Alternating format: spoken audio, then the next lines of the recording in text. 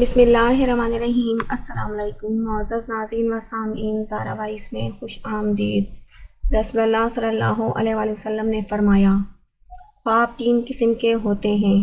ابو قتادہ رضی اللہ عنہ سے روایت ہے، رسول اللہ صلی اللہ علیہ وآلہ وسلم نے فرمایا، اچھے خواب اللہ کی طرف سے ہوتے ہیں اور برے خواب شیطان کی طرف سے ہوتے ہیں، لہٰذا جب تم میں سے کوئی ناپسندیدہ خواب دیکھے 3 بار اپنے بائیں طرف تھوکے اور اس کے شر سے اللہ کی پناہ مانگے، ایسا کرنے سے وہ اسے نقصان نہیں پہنچا سکتا۔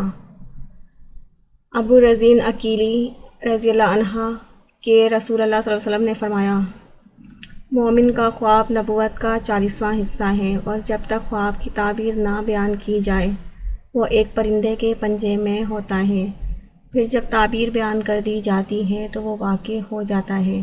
ابو رزین کہتے ہیں، میرا خیال ہے آپ نے یہ بھی فرمایا، خواب صرف اس سے بیان کرو جو عقل مند ہو یا جس سے تمہاری دوستی ہو۔ وضاحت یعنی اس خواب کی تعبیر جب تک بیان نہیں کی جاتی یہ خواب معلق رہتا ہے، اس کے لیے ٹھہراؤ نہیں ہوتا، تعبیر آ جانے کے بعد ہی اسے قرار حاصل ہوتا ہے۔ ابو ہریرہ رضی اللہ عنہ کہتے ہیں، رسول اللہ صلی اللہ علیہ وآلہ وسلم نے فرمایا، خواب 3 قسم کے ہوتے ہیں، ایک خواب وہ ہے جو سچا ہوتا ہے، ایک خواب وہ ہے کہ آدمی جو کچھ سوچتا رہتا ہے اسی کو خواب میں دیکھتا ہے، اور ایک خواب ایسا ہے جو شیطان کی طرف سے ہوتا ہے، لہٰذا جو شخص خواب میں کوئی ناپسندیدہ چیز دیکھے تو اسے چاہیے کہ وہ اٹھ کر نماز پڑھے۔